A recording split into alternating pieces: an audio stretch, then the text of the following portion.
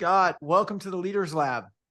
Ken, thank you for the invitation. Appreciate the spotlight. Looking forward to the conversation. I was on a walk with my wife this morning, and I said, I don't know how Christian did it. That's my show guy, my producer, if you want to call him that. Like, I don't know how he got this guy. I mean, Scott Miller has had Matthew McConaughey, Lewis Howes, Ed Milet. I mean, you've had a lot of people on your show, and a decades-long career in leadership. Where did all this start? Well, keep in mind, just because I go big doesn't mean I am big. There's a big difference there. So, no, truly, I appreciate you having me on today.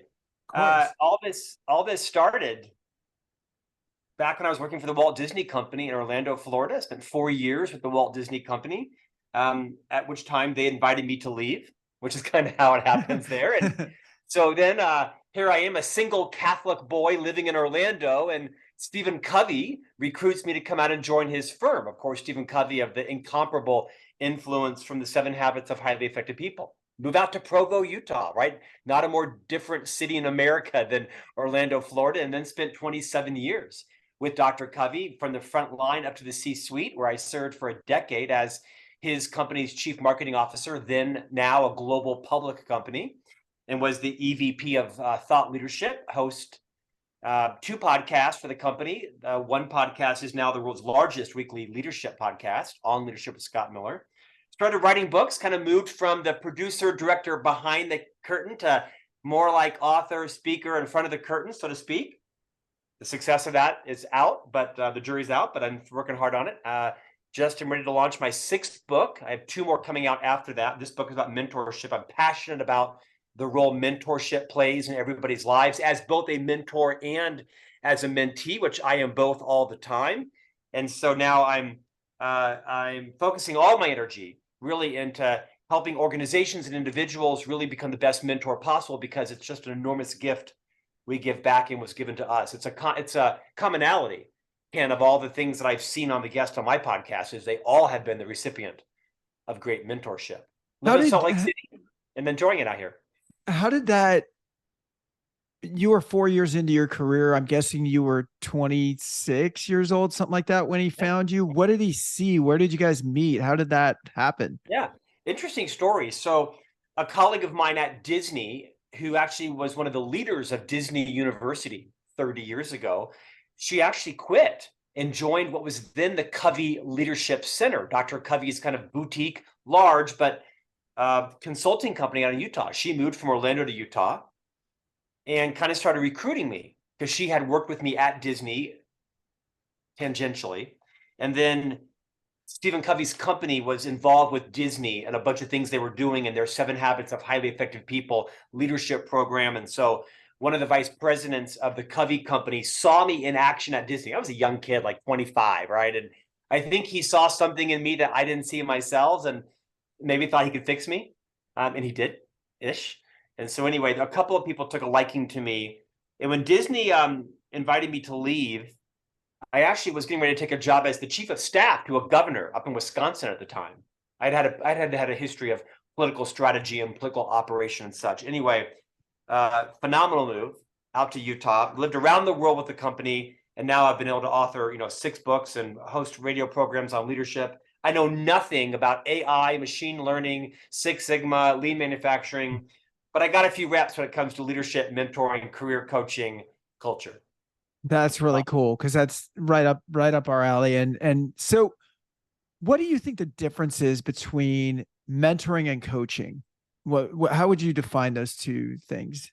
Yeah, I think they're subtle but profound. One is coaching is usually a career. It's usually a business, and that's great, right? People usually spend a lot of time and effort and money becoming certified, credentialized as a coach. There usually is a codified process, a pedagogy, if you will, and it becomes a business like therapy or psychiatry or anything else that's legitimate.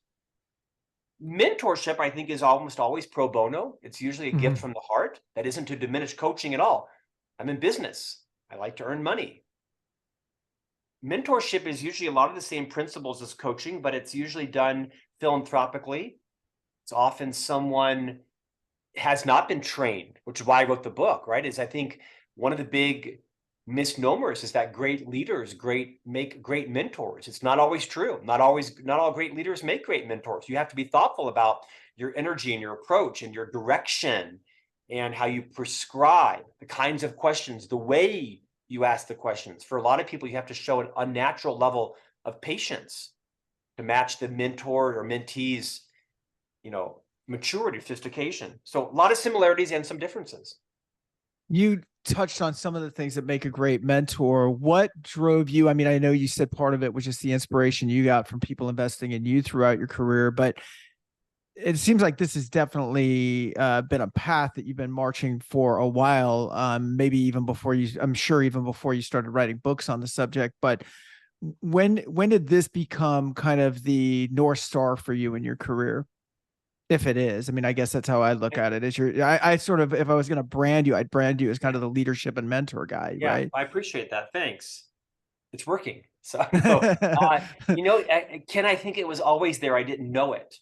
I wrote about in several of my books that my greatest mentor in life was a man named Bruce Williams. And you may recognize that name. He was kind of the founder of talk radio back in the 80s, way before Rush Limbaugh, way before Dave Ramsey, way before Hannity. He wasn't a political host, but he was a financial advisor host, right? He was a small town mayor and entrepreneur named Bruce Williams. It was called the Bruce Williams Show. And every Monday through Friday from 6 to 9 p.m., he was on an AM talk radio program that my parents turned me on to, probably forced me onto. And so I would spend 3 hours every night as a teenager laying in bed while all my friends were listening to Wham and INXS and Cyndi Lauper and U2. I was listening to Bruce Williams talk about how to invest in inheritance and why to use an attorney when you buy a home and what is title insurance versus life insurance and what's a 401k versus an IRA and all these broad things around business acumen and personal finance. And after about 6 or 8 years, I kid you not, of listening to him every Monday through Friday, he became my biggest, most influential mentor in life. And I never met the guy. He Right. died a few years ago, never having any sense I was even alive. But it was Bruce Williams that ignited in me a passion for the value of mentoring other people. And I think mentoring sometimes gets this boxed in name, like it has to be that you're a junior person matched with someone from the C-suite, or it's every Friday at 3 o'clock for 40 minutes, when it's not true. There's, by the way, no such thing as reverse mentoring. I'm asked about it all the time. It's called mentoring. Right. Doesn't matter your age, doesn't matter. I'm mentored daily by a gentleman in his 20s that runs my company, the operations, because he's a freaking MacGyver. And he knows about AI, he knows about Instagram Reels and TikTok, and how to use a Google Doc and Slack and all these things that I usually had an assistant to help me with as an executive in a company. Sounds arrogant, simply is true. So I think my passion started with Bruce Williams. That's amazing. I remember Bruce Williams. I actually remember all those bands too. So we must be kind of similar in age, because those were definitely my high school and post high I'm school. 44. How old are you, Ken? I don't know. A lot I'm older. not. I'm 54. Just kidding. Yeah, we're super close in age. I remember leaving New York after I left the army and playing In Excess Kick the entire ride back in my Suzuki Samurai. So I'm super familiar with this band. Dude, that was the coolest car in high school. They tipped a lot. That was a That bad was the car. problem. Like all of a Yes. sudden it was like, oh, you can actually die from owning Yes. this. Yes. So yeah, Yeah, that's that kind was of a the coolest drawback. car in 1986. It was pretty cool. So let me ask you this. So you mentioned like you have this, younger person that helps you in your business. You look at him as kind of a mentor, at least in these areas. One thing that I think I've adapted, and maybe it took me a long time to get there, but I just want to kind of hear your thoughts on it, is I guess I look at life in a few different gardens. Like I have my health and fitness garden, I have a finance garden, I have a career garden. And I think those gardens can and probably should have different mentors, or unless someone can cross into a couple of different things like career and finance at the same time. Do you agree with that? And do you look for that yourself? Like, hey, there's my health and fitness guy, or there's my relationship person. Yeah. Of course. I think your wisdom is grounded in this fact that one person isn't going to solve everything for you, including your spouse Right. or partner. I think it's a Right. mistake most marriages make. You try to turn your wife or your partner or spouse or husband into your golf buddy and your intimate relationship and your intellectual partner and your gardener and your lover and all that. It's not possible. It's an unfair expectation on your life partner, whoever that Right. is. Same with your life. I think you're absolutely right. But our lives are greatly integrated. The idea of trying to compartmentalize your personal life, your professional life, those days are over. Do you need Right. boundaries? Of course. But if you work for or own or operate in a global company, my plane landed at midnight last night. I walked in the door at 1 o'clock, fell asleep hopefully by 1:30. And been rocking and rolling this morning since 5 a.m. And I'm going to check out at 3 o'clock today and go to 7 basketball games with my 3 sons, 7, over the next 24 hours. Won't do a stick of work. I think, like you just said, you find expertise to help you in areas of your life, whether it's religious or spiritual or fitness and health or finance or career coaching. And you probably have different mentors in those areas where you need help. Absolutely. Well said. Yeah. Well, no, and I thought what you said before this about Bruce Williams is a really good tip too, is that I think a lot of people go, well, I don't know someone that is the epitome of what I want in health and fitness, or is it the epitome? And it's like, you don't really have to know them, especially in today's day and age with podcasts and with books and with everything else that you have out there that really is there's no barrier to mentorship, right? Like there's so much material out there. Beautifully said. That is the premise of my new book, The Ultimate Guide to Great Mentorship. Is people like you and I were raised, I don't know about you, but I spent 30 years in corporate America, and it both kicked my ass and also I am because of all that I learned. I think most of us benefited from some kind of mentorship, formal or informal, but we knew who the person was. We were matched with them, or we asked them, or they offered, or whatever it was. Maybe it was a named mentorship initiative. Maybe it was unnamed. And by all means, if your organization offers that, or you can find someone who wants to mentor you for 12 months every Friday at 3 o'clock, do it. Suck it dry. Make it happen. And as you just mentioned, Ken, Seth Godin is one of my biggest mentors. Happens to be a friend, but I don't talk to Seth probably 3 times a year. Liz Wiseman, who wrote Multipliers, big mentor of mine. Lots of people, right? Find those authors, those podcasters, those television hosts, those sports stars, those radio program hosts, those whoever it is, and make them your mentor. And by the way, in the new world, like you, because we have a podcast, my world has become pretty focused on people of big influence. My day job is I'm a talent agent. My actual business is I'm a speaking, literary, and talent agent. So my entire day is spent with people much more successful than me. And everyone's doing the same thing at 9:45 at night. Everyone's laying in bed with their phone in their hand, scrolling through their Instagram and LinkedIn, watching International House Hunters.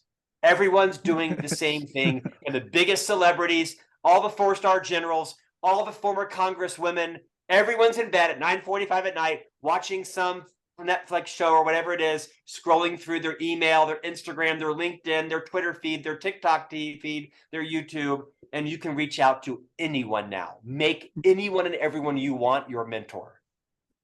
How do you keep a mentor? I have some thoughts on this, but I want to hear yours because I feel like everybody, you're in a position where I'm sure you get asked a lot for help, or you get asked for, influence, or can you speak here? Can you do this or that?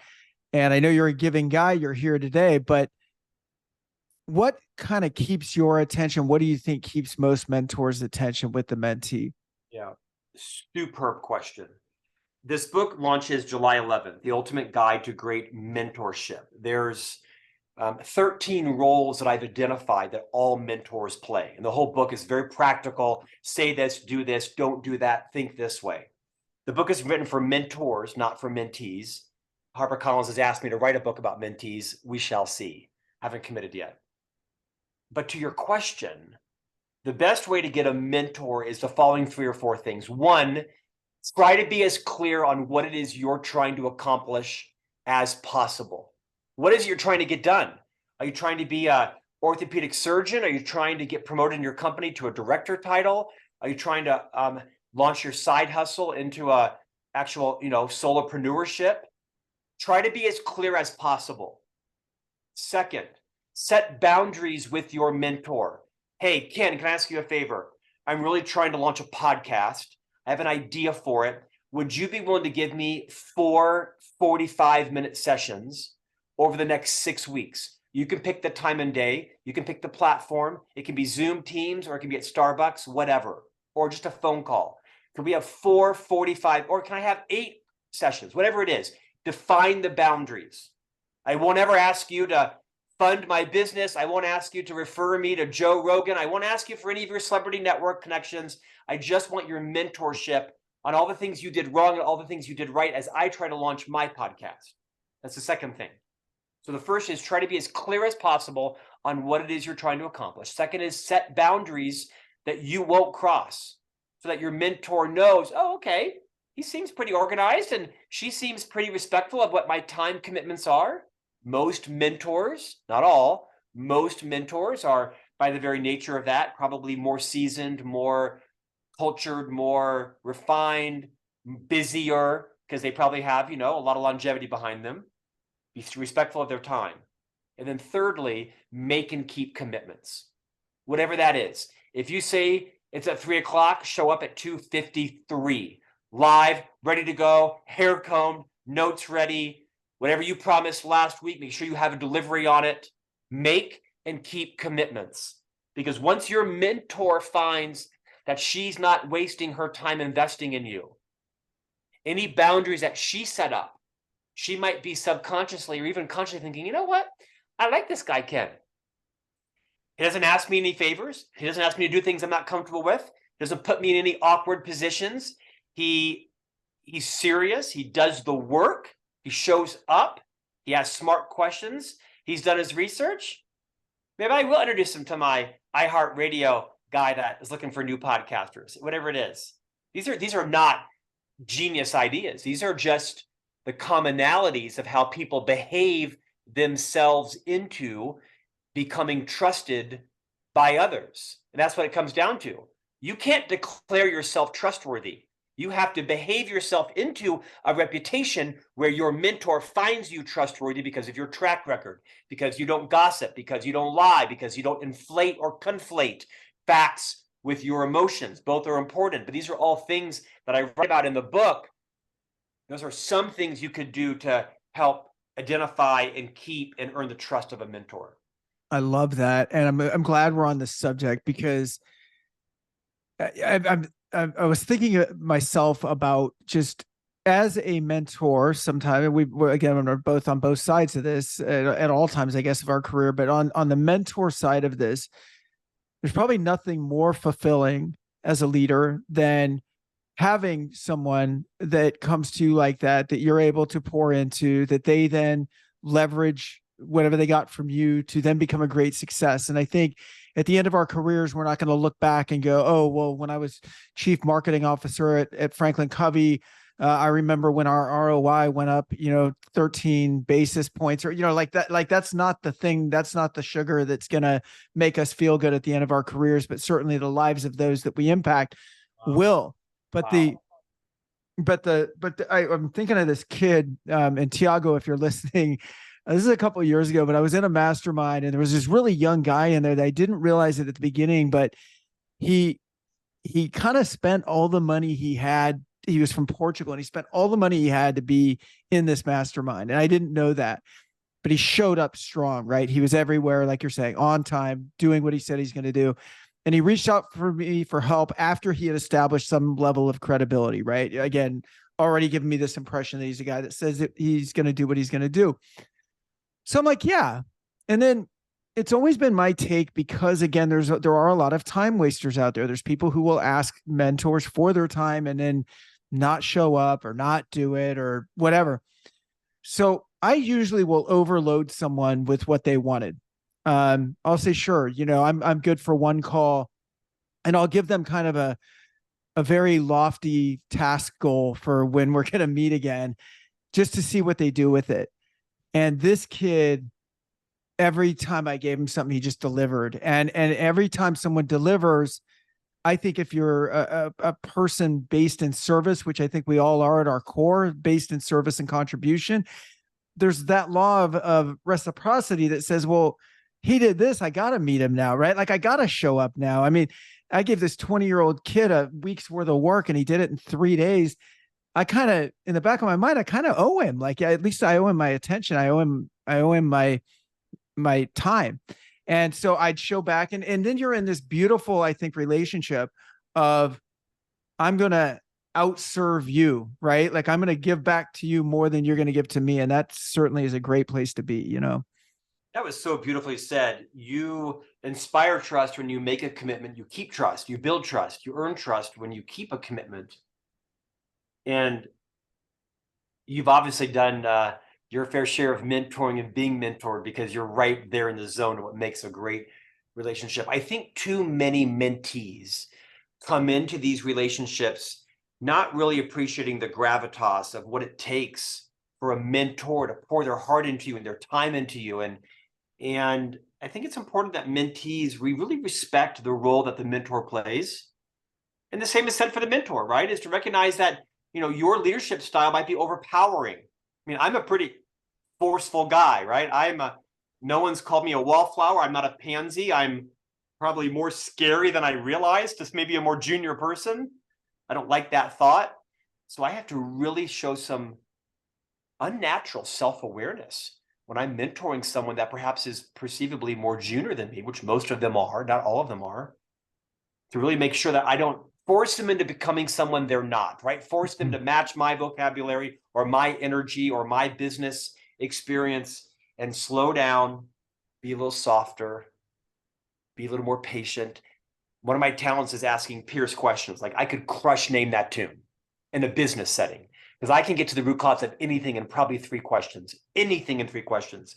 That's a leadership skill. That's not a mentoring skill. Maybe later on when you've earned the right to ask more piercing questions, but the book shares a lot of tips on how to make sure your style is calibrated properly for your mentee, to help them uncover and discover what it is they're trying to do and to build their confidence, not right size them, which is sometimes a good leadership skill. Sometimes people need to be right sized and, in the hopes that they grow and learn. But in mentorship, it's a more calibrated, softer approach, I think. Yeah, I really like where this is going. And I think that I'm in the same boat. I have this tendency, if I don't check myself, to go, well, I kind of know what you need and I know where we're going. And I know, I'm trying to think 3 steps ahead usually. And that doesn't necessarily, if I don't check that, that's not necessarily going to be the right outcome, because it's not my outcome is not necessarily the right one, right? I For think that it's the person. biggest mistake that mentors make. And I've read about this in several parts of this book. The biggest mistake mentors make is they say, well, if I were you, well, Ken, if I were you, here's what I would do. And it comes from a good place, right? But it just shows a lack of understanding that I'm not Ken. I don't have Ken's passions and traumas. I don't have Ken's talents or fears. Ken doesn't have mine, my education, or I don't have your trust fund. You don't have my resume. You have a different resume. But it's really vital that mentors say, Ken, I was faced with a similar situation once, and here's how I approached it based on my values, based on my talents, based on my imposter syndrome. Let me share with you how I did it. And let's kind of tease out, are there any similarities that might be adopted by you? And it's a whole different way to execute through a similarly intended thing. And then you unpack that to say, Ken, I'm not sure any of that is relevant for you, because how you should approach this is totally different than perhaps how I did. Let's decide, is there anything that I said there that makes sense for you to pursue? Right. What you should do, how you best should do it. I spent too many years in corporate America trying to become my boss. And I learned a lot from the CEO, but I'm not him. He's very buttoned down. I'm very irreverent. He's very calibrated. I'm extremely extemporaneous. His tie cuts off the circulation in his neck every day. I haven't worn a tie now in 8 years. I love this man. I would give him a kidney tomorrow. Rarely makes mistakes, very thoughtful, never loses his temper. I have to buy thank you cards apology cards in advance, because I know I'm going to say something idiotic today that offends you, and I'm going to come to you and apologize and beg for your forgiveness sincerely.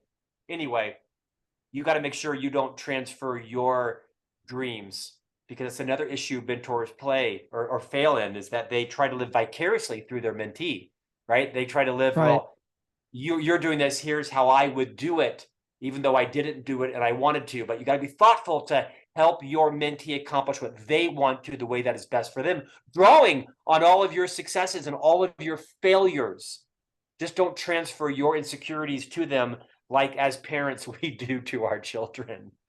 I wish I could have got this concept earlier. I think I'm doing pretty well with it now, for the most part. I mean, it's a work in progress, right? It's still a Where were checks all and these books when balances. we were in our 20s, right? Where were all Well, these that's books? it. In my 20s, that's what I was thinking of, is in my 20s, as a leader in my 20s, and I'm sure you can probably relate. It was, if you would have asked me in my 20s to define mentorship, I would have been like, yeah, I'll kind of show you what the thing is and how to get there, basically, right? Rather than ask you what your thing is. And then maybe you can tell me how to get there. And maybe I can just provide the Gatorade while you're running the marathon, right? But it wasn't like that. It was, I mean, I think in your 20s and probably well into my 30s and maybe even part of my 40s, it was, I've got an agenda. I know the answer, come along. I'll drag you along for the ride. Yes. You know what I mean? The first words out of my mouth in my 20s would have been, okay, here's what you do. Yeah. And Yeah. now as a Exactly. mentor, I never say that. Even though Right. I know it's the right thing to do, Right. they may not say it like I do. They may not have the same courage that I have. They may have a better vocabulary than me, or their boss may be a sociopath, or they may have an MBA that I don't have, and they know how to do it more efficiently than I do. And so you've got to be, as a mentor, really cautious to provide wisdom. And by the way, many times your mentor, your mentee does want you to tell them what to do, but it's a dangerous path. And you might earn that right a little further into the conversation, right? One of the 13 roles is the activator. And the activator is saying, Ken, we've been together for 9 sessions now. I'm very clear. You should Yep. not become a patent attorney. You need to open up that lingerie store. Every time I hear you, whatever the concept is, right, is you light up. Ken, when you talk about cars, you light up. You talk about patent attorneys as if it's your destiny, but you can just tell your body language, your voice, your energy. Ken, it's cars. It's not law. And so there's a way to prescribe. Once I think you've earned that right and you've really gotten to know the person, prescribe away. Never in the first couple of sessions. Sure. I mean, that's even well past, yeah, like you're saying, that's well past rapport and into a point where there's absolute trust, I would think, at that point. Yeah. Requires patience, because I do Yeah. think for those mentors who are leaders, which most of them are, there becomes a bit of a default prescription style. As a leader, you're in selling mode, you're in persuasion mode, you're in influence mode, you're in prescriptive mode, right? Your job is to solve problems for the most part, with and through your people, but often alone as well. And so that's why it requires a little more patience. I'm not a patient person. I'm a decisive person. I'm a bold person. I'm an energetic person. I have an indefatigable work ethic. I can get pretty much anything done, but I have to be thoughtful about what you can get done. One of the roles is the visionary. 13 roles, very pragmatic, very prescriptive.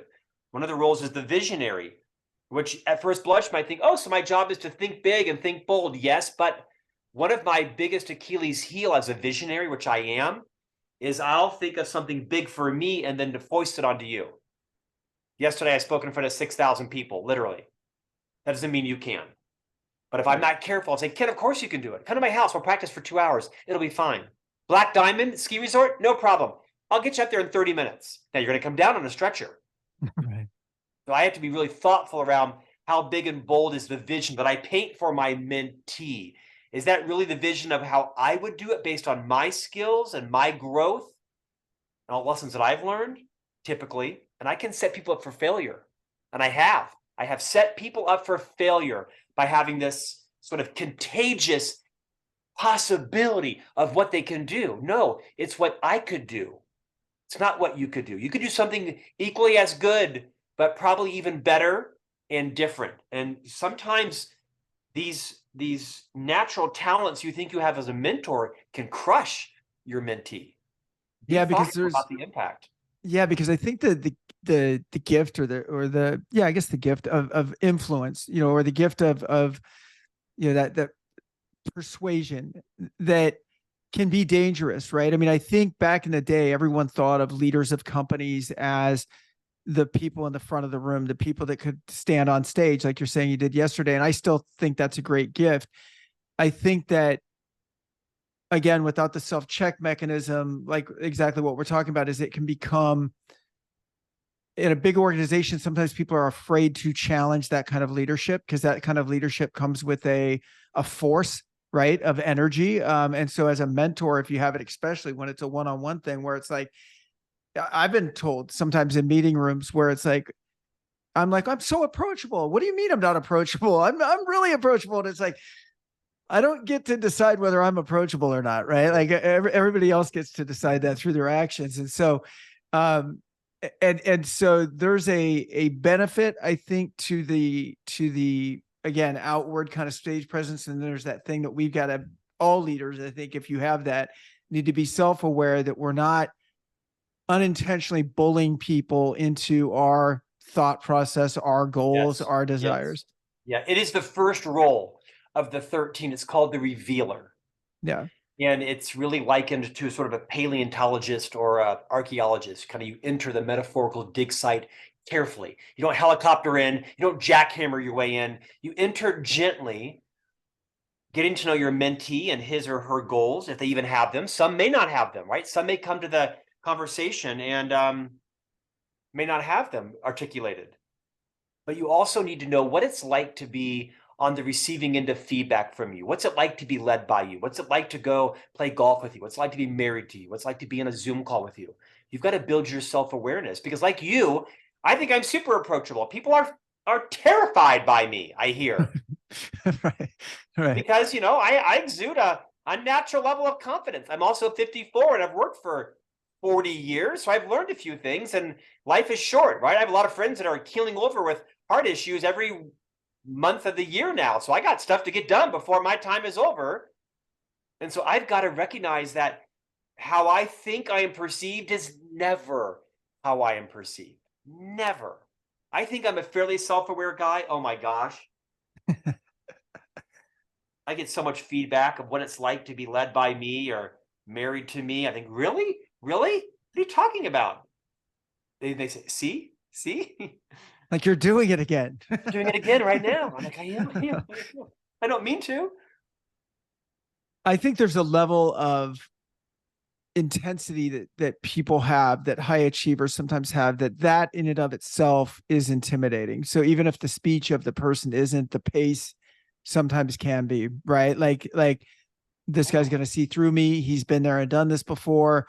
Um, I think sometimes it's people's own fear of imposter syndrome, of fear of being found out, that when they're with someone like yourself that is high charging, that's had this big background, that probably sniffs through bullshit pretty quickly, um, that in and of itself for the wrong person is, or for certain people is intimidating. You don't even have to say anything. It's just like, oh my God, he's gonna know. Like if I fuck up, or sorry about my language, but if I Yes. screw up, he's gonna know. He's gonna call me on my stuff, right? That alone is intimidating for some people.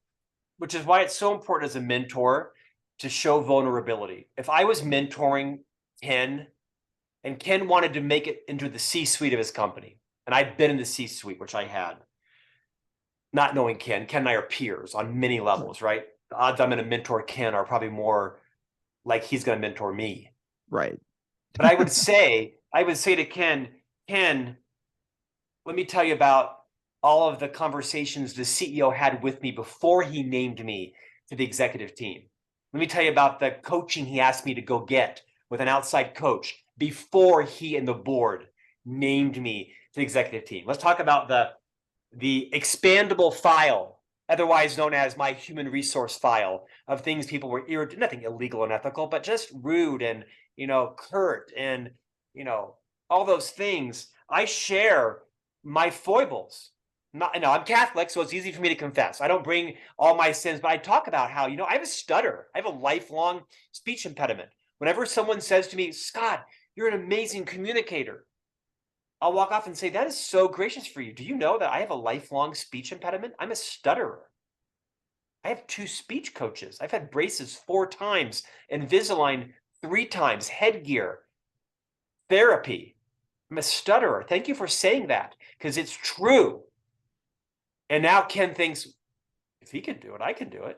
And so I Right. do think it's important to never weaponize your success. And no one would ever admit to weaponizing their success against someone. But just because you're a mentor and a leader doesn't mean that you don't have a lot of problems in your life. Of course you do. No one's life is as good as it looks on LinkedIn or Instagram. Marriages are falling apart. Your kids are vaping. Your finances are in trouble. You've been fired. Like, no one ever admits to being fired. I have been fired. I might be the first person in mankind to admit to being fired.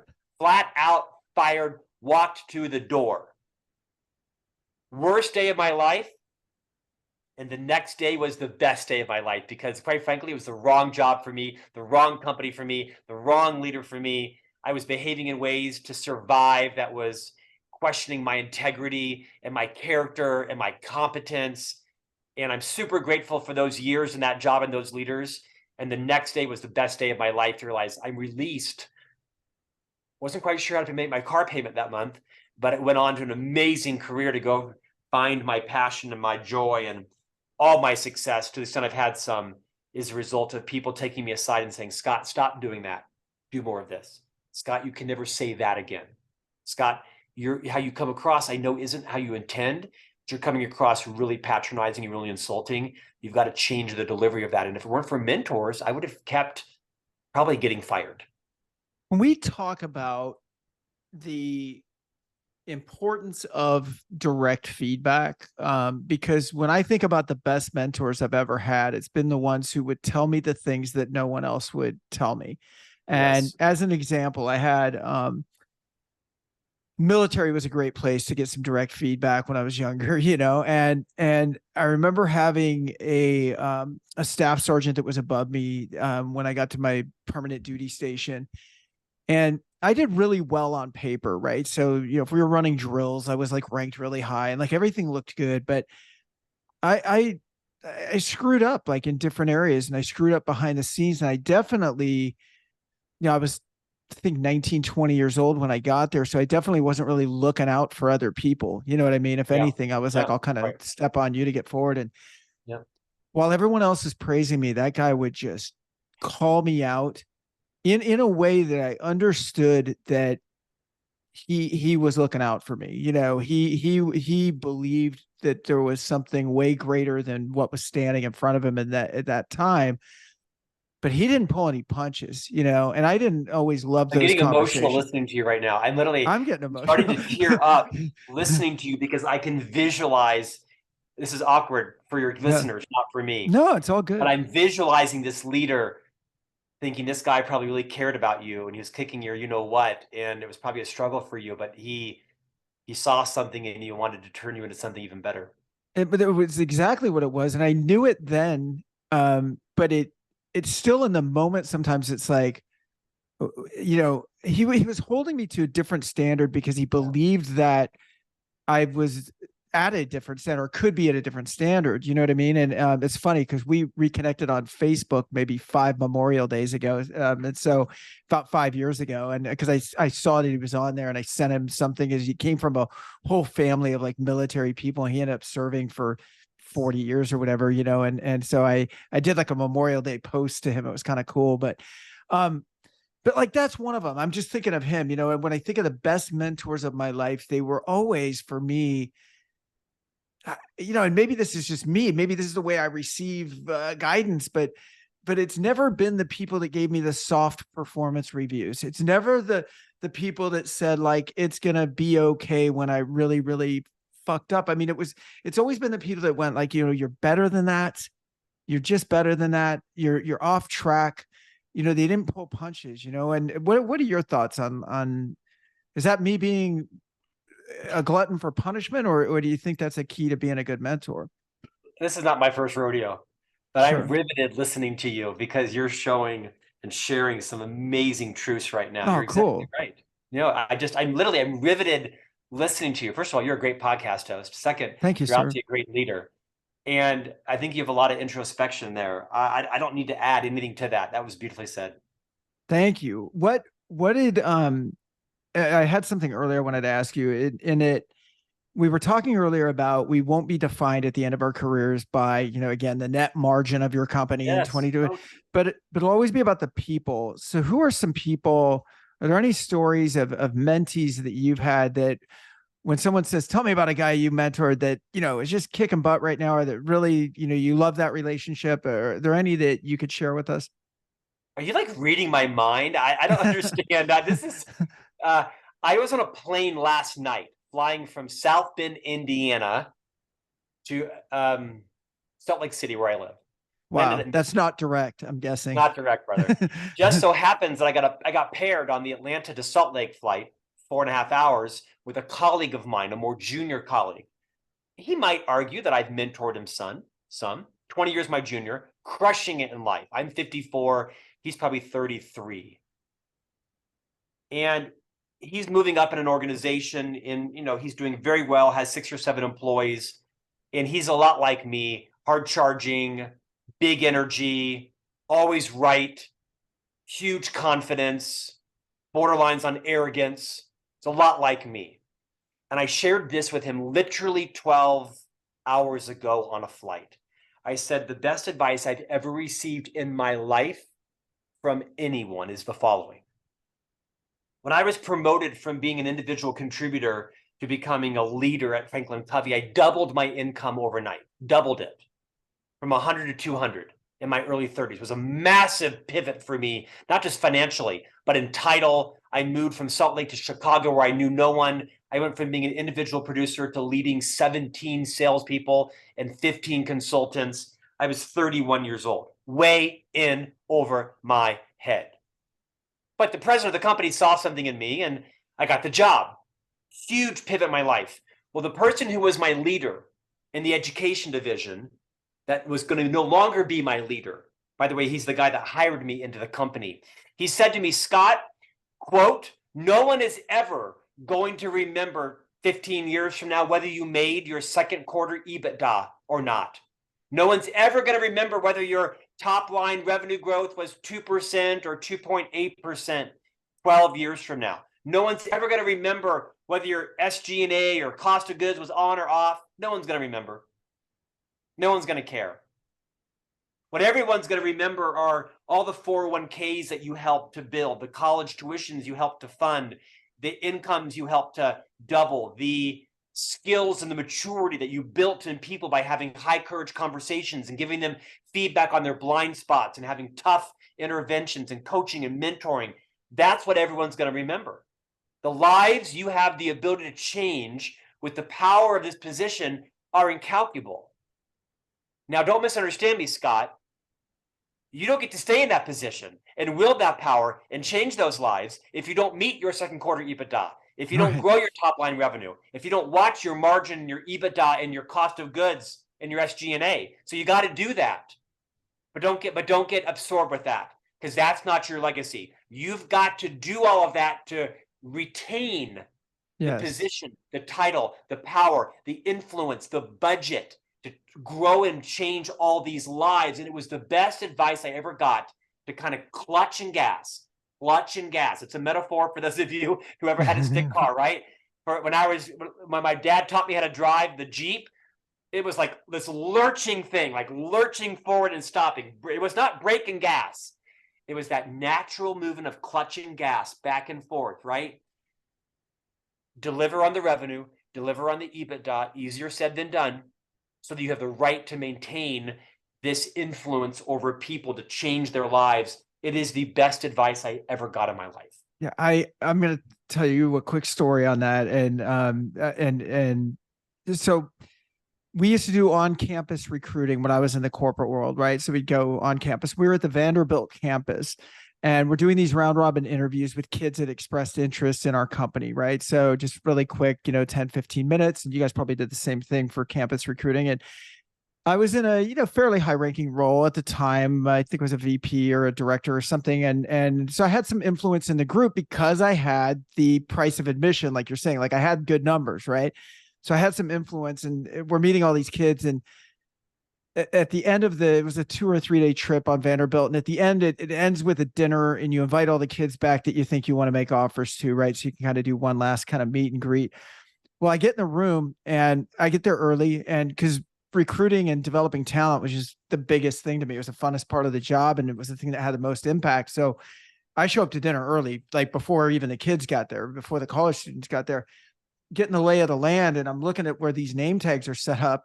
And I just rearranged all the name tags and like moved all the kids I wanted to be sitting by me, right? All the ones that I wanted to talk to. Because if they're at the other end of the room, there's no possibility I'm going to recruit them. Someone else is going to sink their hooks into them. So there's this kid there, and he was phenomenal. I had just never met anyone at his age with his level of maturity that it was kind of like, this kid is a rocket ship. I wasn't just going to be able to mentor him. It was sort of like, I'm just going to hook myself to the rocket ship. You know what I mean? Like he's going to be phenomenal. I'd like to have some part or play some part in seeing that happen. And so anyway, I bring him on board. I work him at the dinner. I bring him on board. I fly him from the Midwest out to California to take a position with us, and he ends up doing fun. He's everything and more than you think he is. And within, I think, 3-4 years, I had promoted him. He was a general manager of a 150 person business in Phoenix. And when we did that, I was living in Phoenix at the time. And so when we did, and my wife was a realtor. So my wife takes him around, helps him find a house. His parents come out. We meet his parents. Oh, the one thing I forgot to tell you is, early in this path, I had a boss. I had a mentor, a very good mentor, that told me sometimes with the management trainees, they're moving away from home for the first time ever, and they're lonely, and their parents are worried about how they're doing. And who's this idiot Ken who moved him to California?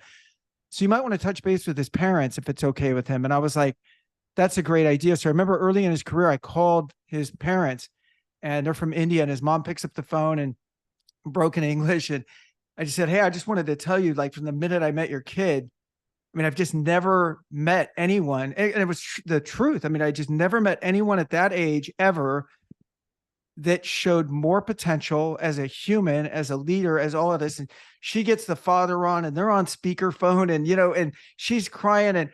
And I'm not trying to pat myself on the back here. It's just a cool story about a really cool family, and I was lucky to be a part of it. But anyway, he ends up moving to Phoenix. His parents fly out. We get to meet for the first time in person, and we've been connected now for 20 years. And this kid's a VP in that company, and I'm like, that's the stuff I care about. You know what I mean? That's give me a few more of those stories, and I'll actually, I don't even need a few more. Just the handful of those stories that I have fulfill me as a leader, and that's hopefully what people listening to our podcast, what I think there needs to be, just an investment of people versus an investment of the financials and of the numbers, but like you said, that's the price of admission. I think there's more of it going on than maybe we see, right? I mean, look at our careers. I mean, you and I are, I'm sure, the beneficiary of that.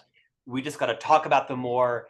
We've got to remember them, socialize them, and make sure the next generation knows this is incumbent upon you, right? You didn't get to where you are by yourself. You think you did, you didn't. Right. And happy to remind you of that when needed. It's why I wrote the book, is to carry this legacy on of, if you think about it, my undergraduate education, it didn't prepare me for my work, right? It taught me how to write and small things like that. But it's these people. It's Deborah and Larry and Chuck and Charles and Don and Charles and Paula and Bob and Todd and David and Bill and Gary in my career. Those are the people that made me who I am today, as a parent, as a spouse, as an entrepreneur, as a leader, as an author, as a podcaster. Thank you to all of you. That's amazing. So cool. Thank you for vibing out on mentorship and all the things that you're doing in this space. I really appreciate it. Thank you so much for sending me your book. I really enjoyed it. Love your podcast. You guys check it out. We'll put all of your information into our show notes. Is there anything you want to say before we let you go? And you're a great podcast host. Thank you. Perfect balance of questions and insight. You've obviously been around the block like me a few times. I appreciate your humility and vulnerability. The story about the young Indian gentleman captured my heart, and the story about your military leader kicking your ass captured my eyes, because I was literally tearing up. I was just visualizing those engagements, thinking, There's times when I've had leaders that have been so tough on me, I cried. And at the time, I don't think I knew what their intention was. I thought they were a jackass. But man, the impact they've had on me is incalculable. And I've told them that. Yeah, that's amazing. And it's really cool that they know that now too. So thank you so Thanks, much. Ken. I appreciate you. My Take honor. care. Have a good rest of your Friday. You too.